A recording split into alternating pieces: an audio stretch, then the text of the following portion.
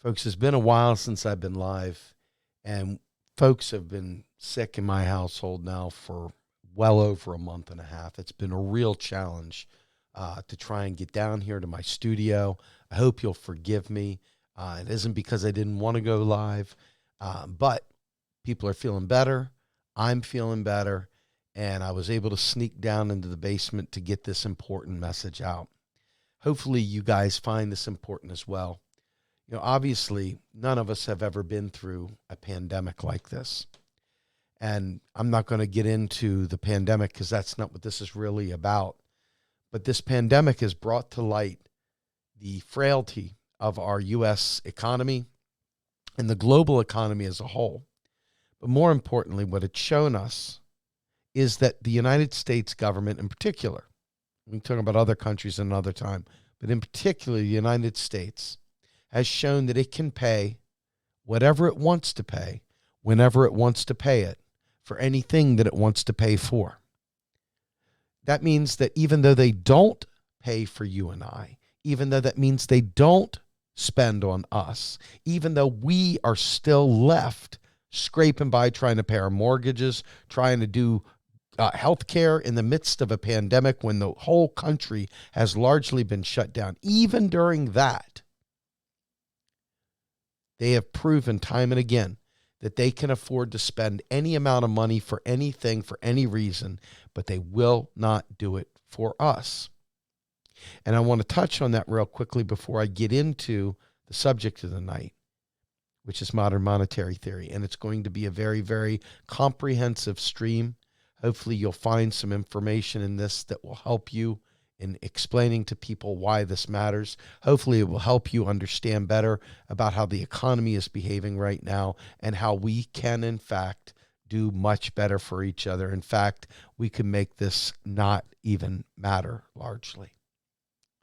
But the reason why you're seeing our government not respond to the needs of the people, aside from the normal partisan gridlock, is the fact that by showing the people that we could, in fact, pay for health care without any problem at all, by showing them, in fact, that we could get rid of student loans without any problem at all, by showing you clearly that we can rebuild our crumbling infrastructure without any problem at all, by nationalizing payroll and making it so the businesses and everyone else stay completely solvent without any issue during this pandemic, without any issue at all, what we would do is demonstrate that all the pain and suffering that we've been through throughout the entirety of our lives was all for naught.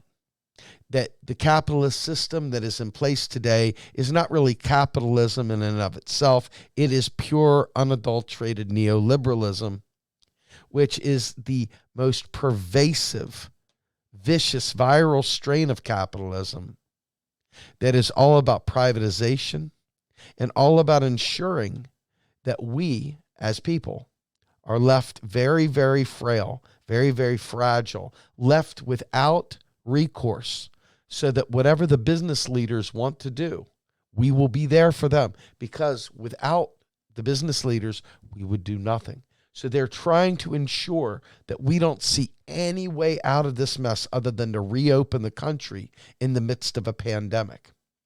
So naturally, you've got the Tea Party folks and the Trumpers, etc., out there screaming, reopen, reopen. And they're not thinking about any other alternative. There is no other alternative under the sun other than reopen to them.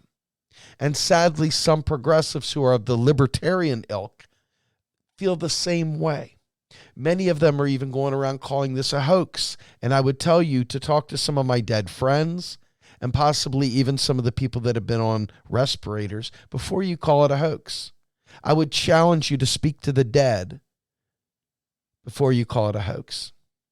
Anyway, that said, the many people on the left, progressives in general, have been feckless, completely incapable of presenting a coherent alternative to reopen.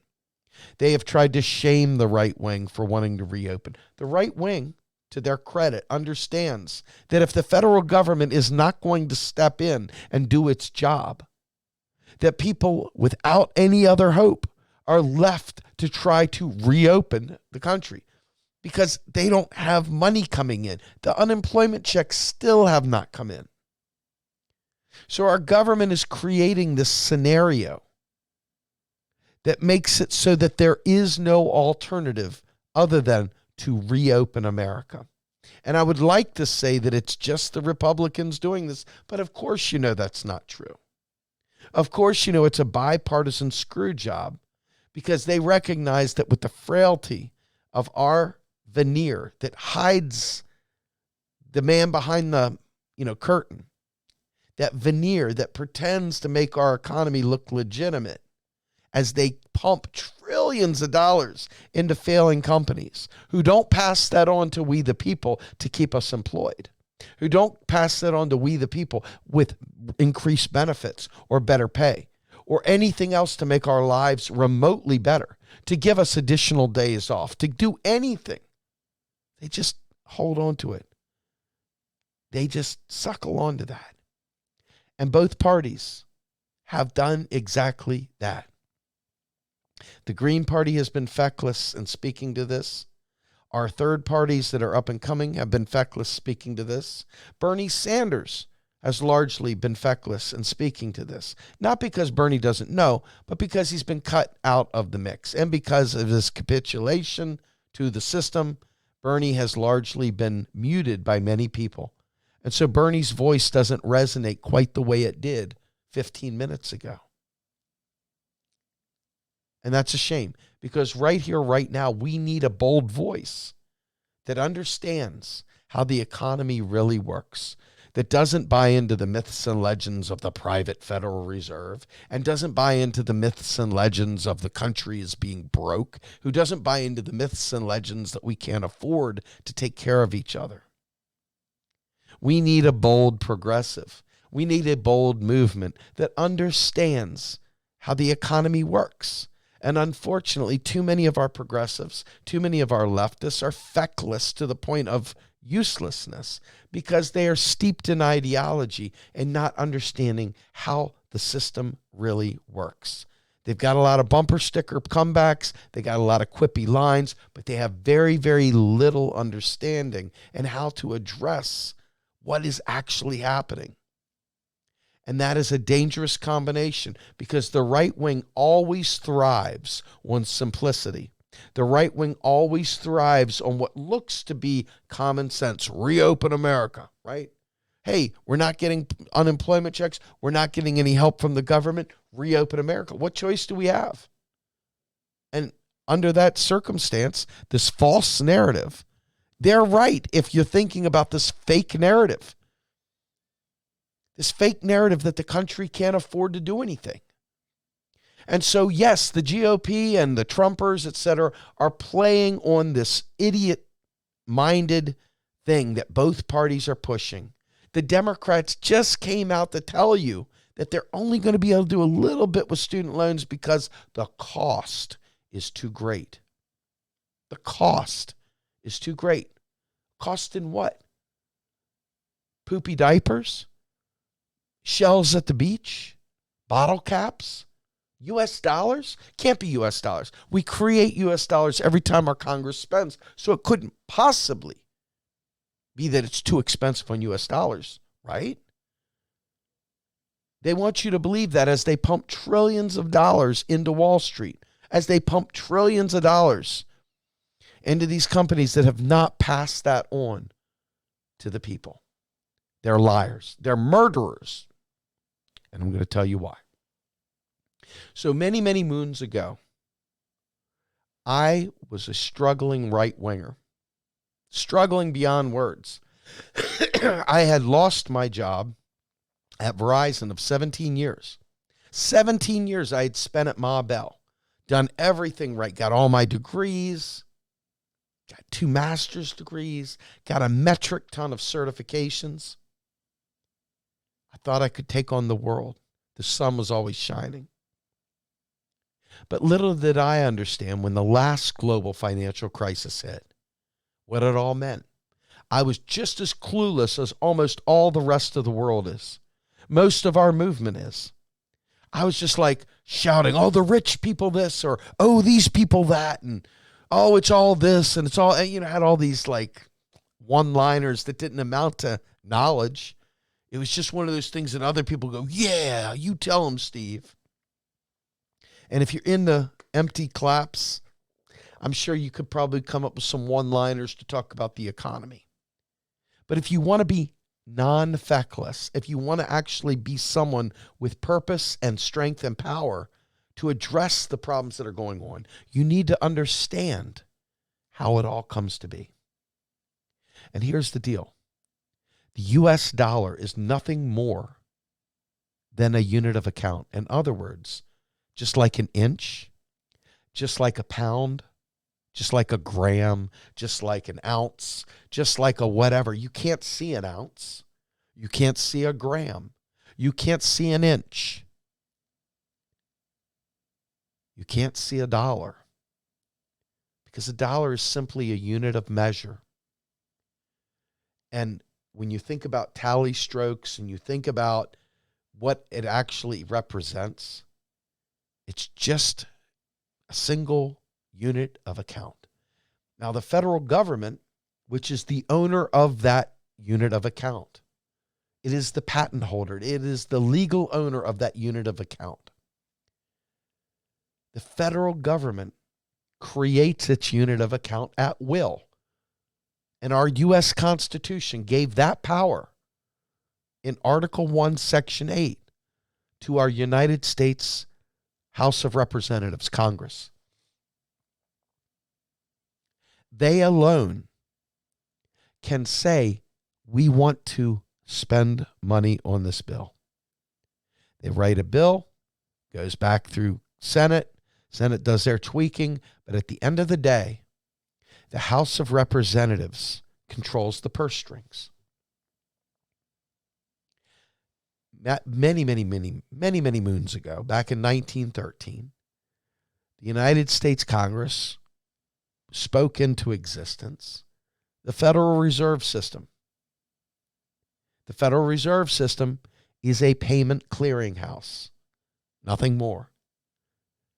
They manage interest rates. They manage interbank lending. So what happens when Congress says, we're going to pass a bill? We're going to write a bill for, bailing out Wall Street. Congress writes a bill. They agree to the bill. The money gets spent, put to these places, and that's that. Where does the money come from? It comes from a keystroke. They're not printing money. They're sitting there adding digits to bank accounts at the Federal Reserve. Dit. And what happens when they spend that money? They reduce the amount of money in that account. Dit. And when Congress writes another bill authorizing spending, it sends those instructions to the Fed. The Fed then in turn keystrokes those dollars into the account. It goes up. When they spend them out, they mark them down. That's the way it goes every single time. Not sometimes, all the time. And that includes Social Security. So when you think about what modern monetary theory is not something to implement. Modern monetary theory is not something that if we only did, it is none of the above. Modern monetary theory is a lens. It's your new glasses. It's a new set of glasses. And that new set of glasses allows you to understand the operations of Congress, the Treasury, and the Fed, and how the economy at the macro level works. It tells you the money creation story. It tells you what the unit of account is. And it tells you that the money is spent into existence. And it tells you that the money is taxed out of existence. So if you want to call government spending printing money, then government taxation is unprinting money. Now, why does all this matter? Because how do you find a keystroke? If we want to get rid of student debt, where would we find the money? We keystroke it. It doesn't make a shit's bit of difference. There is no such thing as taxpayer dollars. Because as I stated, When government spends money, it spends it into existence. And when government taxes money, it taxes it out of existence. It eliminates it. It zeroes out. It gets rid of it. It destroys it. So when you mail in your tax returns, that money that you've been taxed, if you got money back, that's new money they create and they send it to you. If you owe money, you send that money in. They don't keep that money. That money doesn't go into a bank account somewhere. They don't store it up with Granny's old, wooden nickels and friggin' Buffalo, stuff. No hay pennies from 1919. That money's deleted. Your tax dollars are literally deleted. Why is that? Why do they delete your taxes? Why don't they use your tax dollars? See, in a fiat system, it's just tokens. It's just tokens. And these tokens are not backed by anything other than the full faith and credit of the United States and the tax that is imposed upon them. It's the tax liability that gives the dollar its value, because you can't pay your taxes in anything other than U.S. dollars. That's the truth. And that's the deal. And that's why when people talk about Bitcoin, it's a non-starter. So what happens when the United States government says that it's out of money? What does that even mean? When the United States government neither has dollars nor doesn't have dollars, you see? They set an arbitrary debt limit, and they set an arbitrary budget. And that budget is meaning of nothing, because they create the money completely out of thin air every single time they spend. Not sometimes. This is not some thing that we'll implement someday, as many people keep saying. This is how it is all the time. In fact, the United States government left the gold standard forever. Back in 1971, Richard Nixon took us off of it, took us out of the Bretton Woods Accord. Ended forever the convertibility to gold. Why does that matter? Well, because the rich people knew, the neoliberals knew, that if they let you know that money was no longer pegged to a commodity, that they could do great things for all of us. They were afraid that you'd ask for it. So what did they do? They funneled all of the money to the top 1%. And you can clearly see that as of in the 70s, it took a little while for it to happen. And then right around 1980, when Ronald Reagan kicked in, that thing spiked straight up. And it's almost a vertical line, that wealth inequality that happens in America. They stopped spending on the people. Our American people, our U.S. citizens, our progressives are so feckless when it comes to economics. They're worried about inflation if they spend on we the people, while they're sitting there spending all the way up to the rich constantly, but they keep it flatline for us. But we're worried that it's going to create inflation if we spend on us. What kind of moronic thinking is that? But that's what you hear all the time. So MMT, or modern monetary theory, talks about the only real constraint for spending is an inflation constraint, or a real resources constraint. See, Milton Friedman lied to a bunch of us. For those of you who don't know who Milton Friedman is, he's a guy from the Chicago School, king neoliberal. Guy was the guy that came up with the idea of quantity theory of money, which has been debunked 1,000 times over again. But even progressives still hold on to this just absolutely moronic idea that printing money will devalue it and it will somehow or another no longer be of any value. Okay? But that's not how it works. See, the US dollar, when it's spent into existence, it's spent on things. It's spent on activities. They don't just crank up the printing presses and print stacks of money waiting there for you to spend. That's not how it works. They just print enough money to satisfy the needs of bank tellers and ATM machines. The rest of the money is digital keystrokes in your bank account. And that's it. That's it. So where does this idea of inflation, of printing more money, it's just going to create inflation, where does that idea come from? It comes from right-wing libertarians, and it has pervaded into progressive circles with the people that were sympathetic to the Ron Paul world. Those individuals brought this perverse idea that printing money was going to cause inflation. Well, that's not what causes inflation. What does cause inflation? Inflation is caused by a lot of different things, but one of the most important ones that you'll understand, and we can see it in this pandemic, is when the supply chain breaks, when there's not enough production to meet demand. That means you've got a situation where the needs of the people for needed supplies is ratcheted up, and there isn't enough to go around. And then the bidding war begins and the prices rise. Or maybe you have a cost increase in a key production level product or goods or service or material. Like, let's say gasoline spiked through the roof. Well, the cost of gas, because you think of petroleum products touching plastics, touching lubricants, touching fuel, touching so many things, right?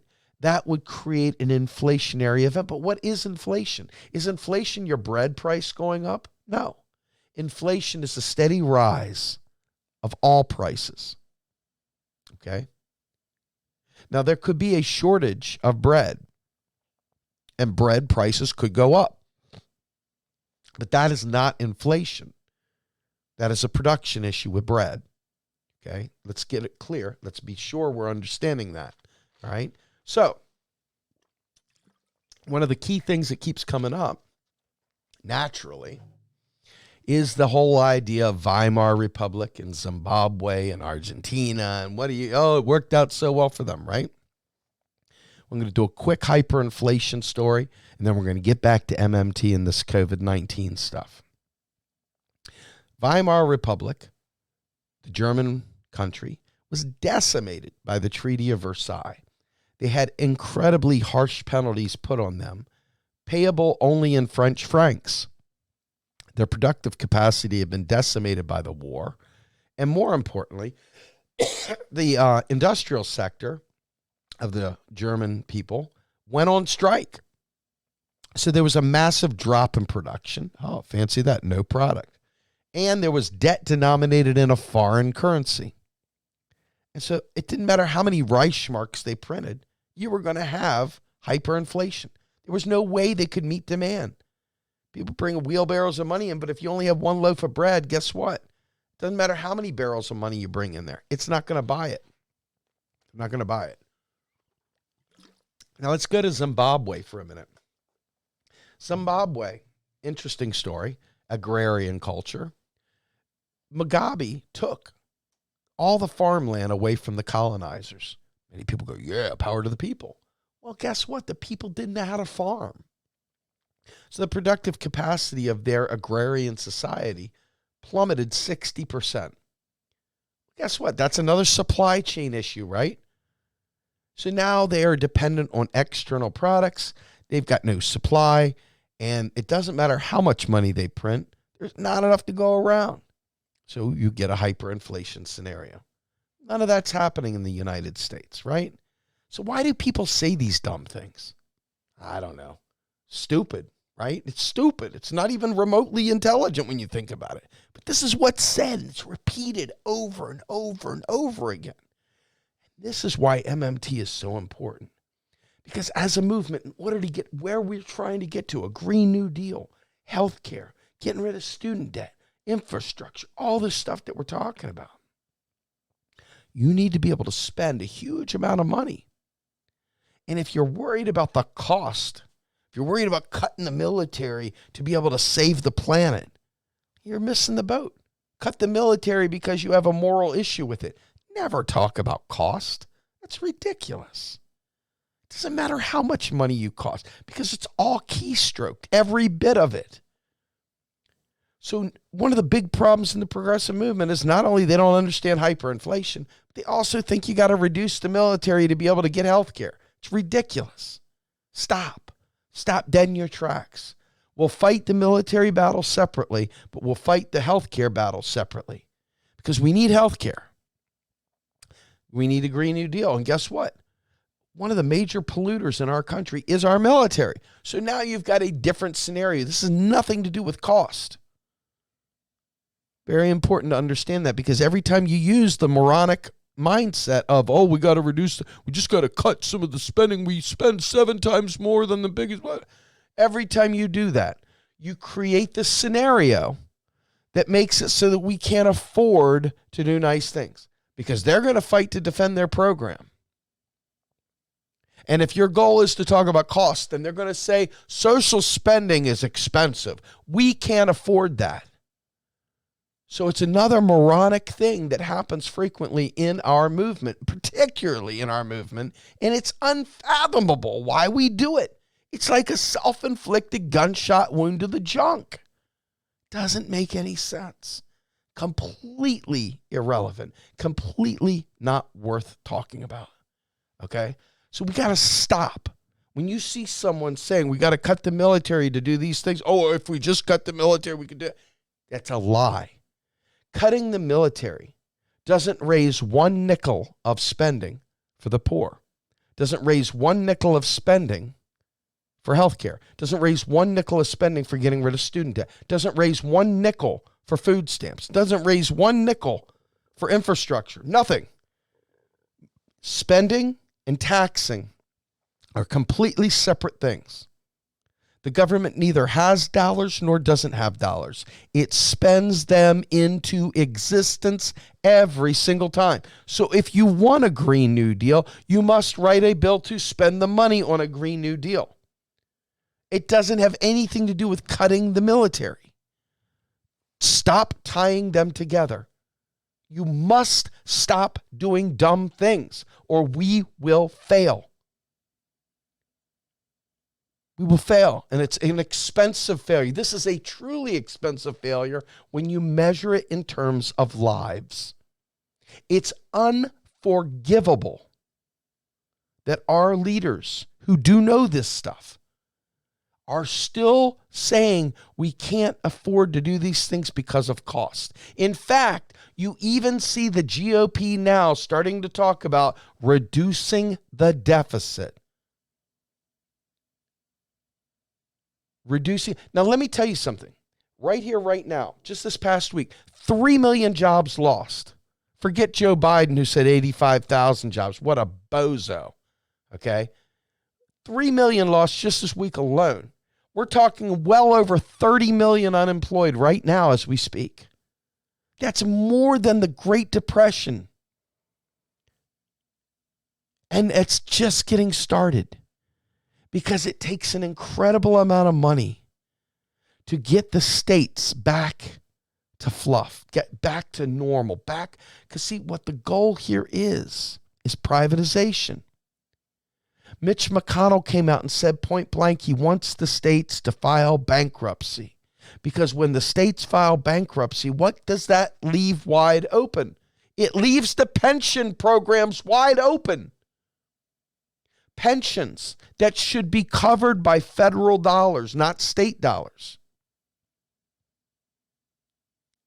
So all of this is a game. It's a big ploy for the wealthy to capitalize on our assets when we're desperate, to leave us desperate so we'll sell off whatever we need to them. And they're doing fine. They are not hurting one iota. It's just regular people that are hurting. And so understanding that the United States government not only doesn't need to tax to spend, because it spends first and taxes later, but it also means that we could be providing direct payments to every single American in this country. Not only could we provide direct payments, but we could also nationalize payroll and make sure every single person with a job gets their paycheck. And we could institute a federal job guarantee right now that would empower those people that are staying home to receive a living wage And on top of that, we could do a mortgage moratorium. We could eradicate student debt. And we could pass Medicare for all so we have health care in place to ensure that the next pandemic, and there will be more, that it's covered. And we could pass a Green New Deal, because while we're suffering through this pandemic, the one positive is that we cut down emissions during this time. But that didn't save the environment. We're way beyond that. We got to do major stuff, which is going to require huge expenditures. Can you hear them? We're sorry, we want to help you, but we just can't afford to save the planet. We just can't afford to save life on Earth. It's going to cost too many dollars. Think about how moronic that is. And think about how equally moronic it is that progressives and Democrats and Greens think that we got to raise taxes to pay for these things. If the dollars are spent into existence and the dollars that we tax are deleted, why do we need to raise taxes, my friends? Can you riddle me that? Can you riddle me why people think we need to raise taxes to afford this stuff if we spend money into existence and the taxes are deleted from existence? Why do we need to raise taxes to survive this crisis? It is absolutely, unapologetically the stupidest thing I've ever heard in my life.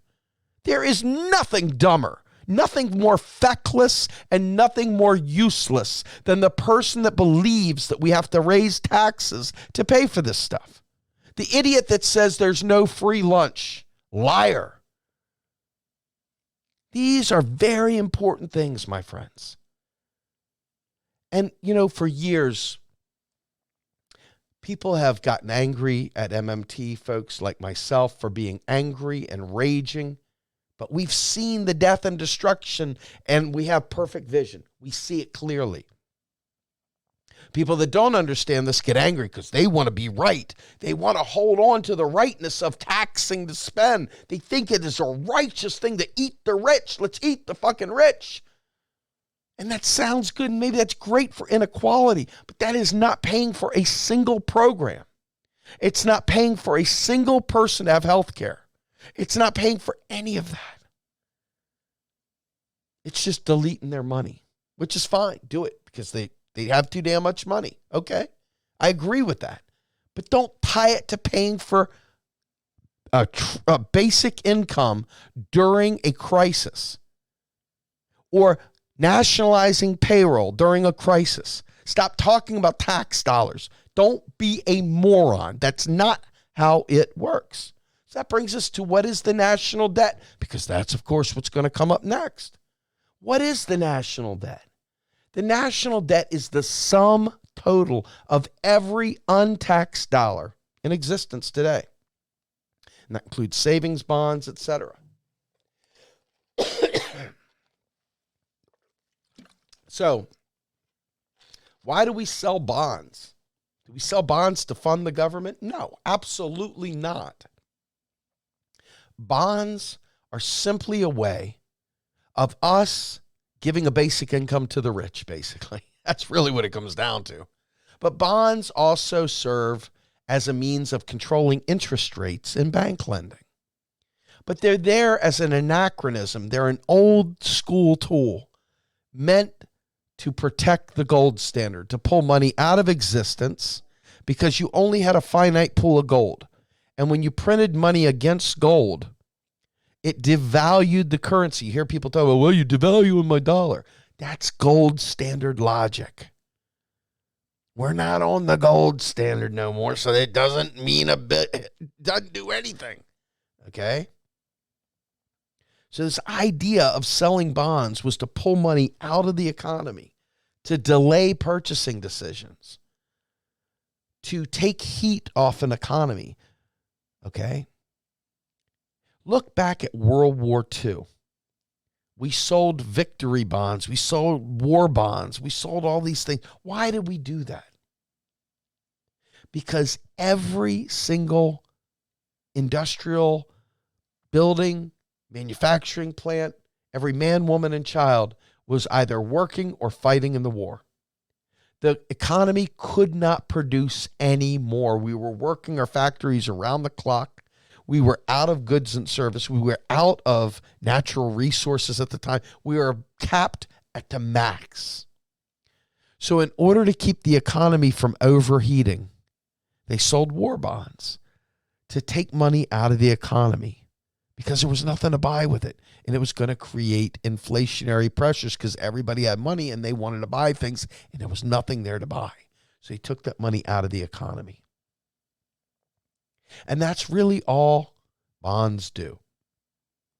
Okay. Now, we talk about China. How do they have all this money? Well, China and other countries do business with the United States. And when they do business with the United States, they receive U.S. dollars. They look at these U.S. dollars, and maybe they need some for different reasons, but most of the time, the U.S. dollars, they just sit there. And they have a choice. What do I do with these U.S. dollars? I can keep them parked at the Fed doing nothing, or I can keep them parked at the Fed and earn a nominal interest. Well, you got to be a moron not to do the investment and then go ahead and take and get some interest on your money. So they buy bonds. It doesn't fund our government. It just takes money out of the economy, delays purchasing power. That's it. Very little more than that. Okay? So what does the Federal Reserve do when it does quantitative easing? Well, it buys up bad debt and puts it on its books. It creates liquidity. It doesn't print more money. It changes the way money is because treasury bonds are a form of money. All these different debt instruments are a form of money. And what it does is just changes the form of the money. But we get so wrapped around the axle thinking that somehow or another they're printing money that we don't take the time to really learn what the hell they're doing. Okay?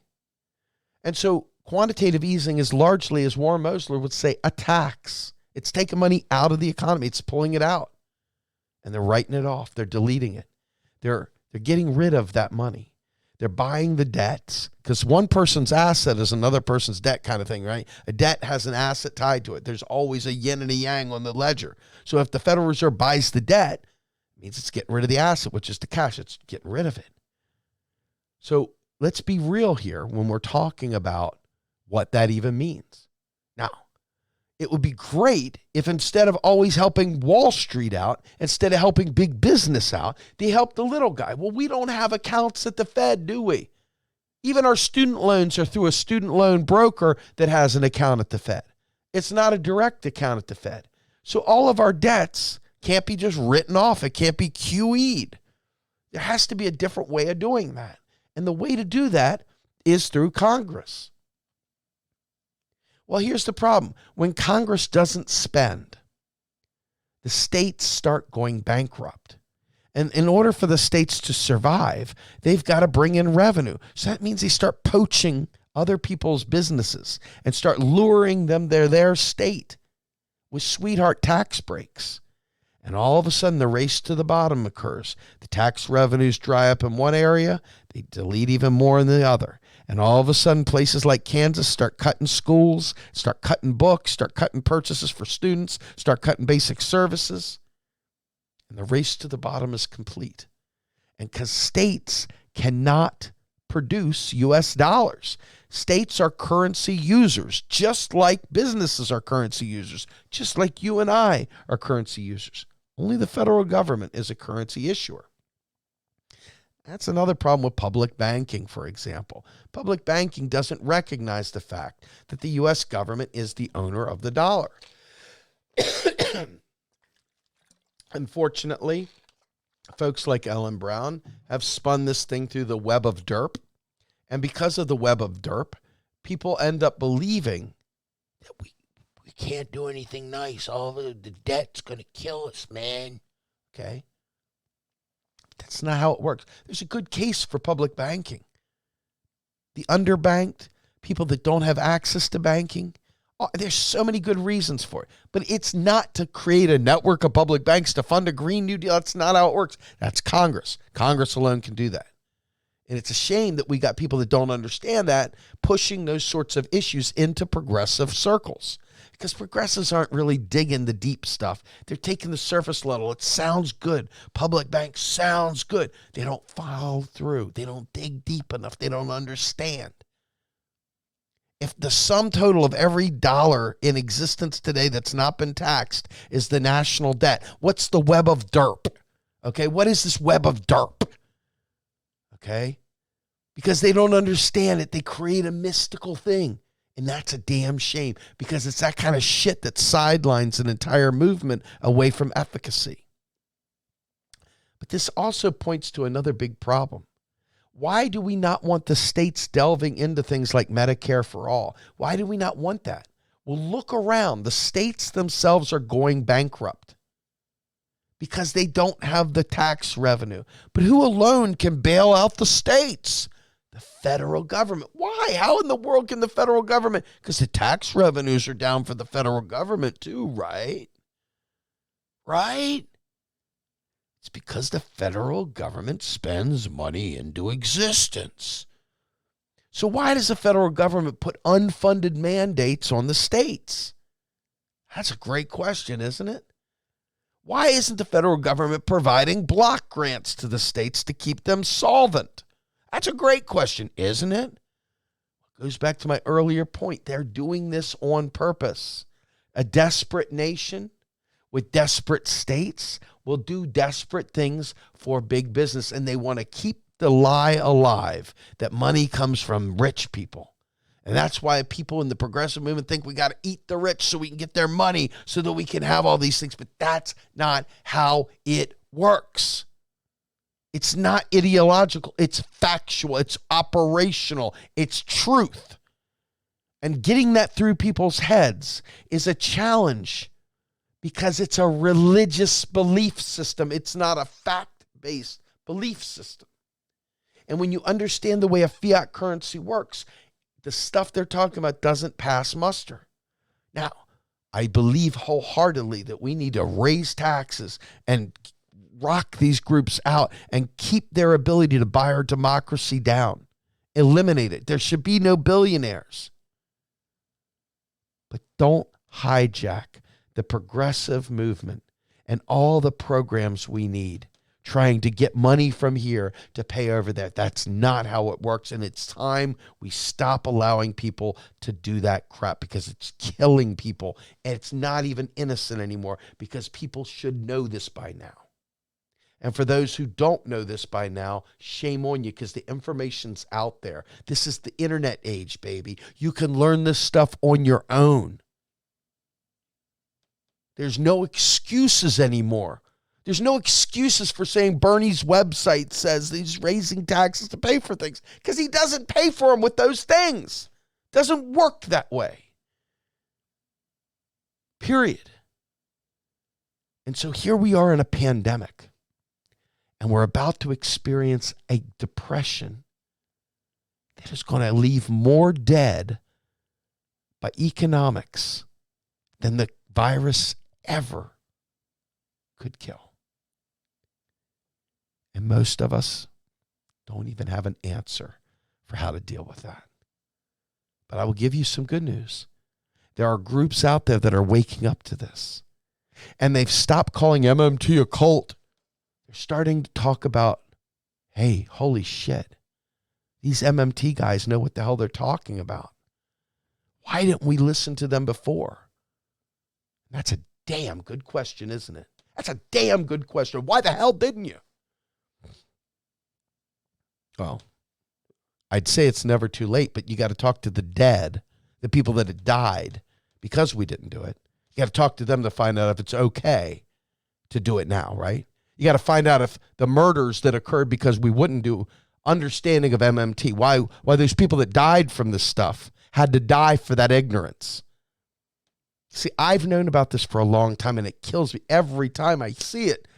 I feel it. I feel every single death, and I rage. I rage because it's preventable, and I rage at our movement because it's supposed to be the smart people. It's supposed to be the smart people. It's supposed to be the people that try to do better. But I see people out there pushing for libertarians like Ventura. And I see people pushing, people that don't understand economics, that don't understand the way the Fed works, don't understand money, and they want these freaking people that will cut spending. They don't understand how it works at all. And that is terrifying to me, that in 2020, people still don't realize how important this is. But one by one, little by little, people are waking up. I just hope it's not too late. Because this pandemic has created a depression, like I said, it's going to kill so many. And it isn't going to matter if it's Trump, because Joe Biden over there, unless somehow or another some miraculous thing happens, that people like Derek Hamilton, God love him, and Stephanie Kelton, God love her, are able to beat out these idiot orthodox economists like Krugman and others, Larry Summers and all the other idiots, unless they're able to beat them out of the game and make all the Rachel Maddow folks and the View folks listen, we're going to see a lot of people die, because morons suckle into that mainstream media and they don't care anything about what we're saying, because if it didn't happen on the View, then it doesn't happen. And that's a sign of a horrible person. But that's what we're up against. And that's what life and death right there. Life and death right there. And that's why modern monetary theory matters so much. So you understand that this nation is not broke and that we can do all this stuff and we don't need to suffer. We just need to be smart, and we need to not be feckless. And we need to not chase conspiracies, but we need to stay single-minded and single-focused on this economic narrative, because it changes everything from a Green New Deal to inequality to public elections, you name it. All of it starts and ends with economics. Now, I'm Steve Grumbine with Real Progressives and Real Progress in Action. Tomorrow morning, we'll be releasing another podcast on our podcast, Macro and Cheese. If you don't know what Macro and Cheese is, check it out. It's www.macro, M-A-C-R-O, the letter N, cheese, CHEESE.com. And we will have Nathan Tankus on, who's been writing about the Federal Reserve and writing about banking in this coronavirus times, talking about alternative currencies, you name it. And we have him on tomorrow discussing the relationship between modern monetary theory and Marx. Don't miss it. Please, if you're not already a supporter of Real Progressives and Real Progress in Action, I beg you to become a monthly donor. We're trying to do really important work here. We are up against a very, very steep cliff of ignorance. Without money, without support, we cannot change the world the way we need to. We really need your help. Please go to our PayPal, go to our Patreon. Please become a monthly subscriber if you can, and help us get this word out. I'm Steve Grumbine with Real Progressives and Real Progress in Action. It's good to be back. Talk to y'all soon. Have a nice night. I'm out.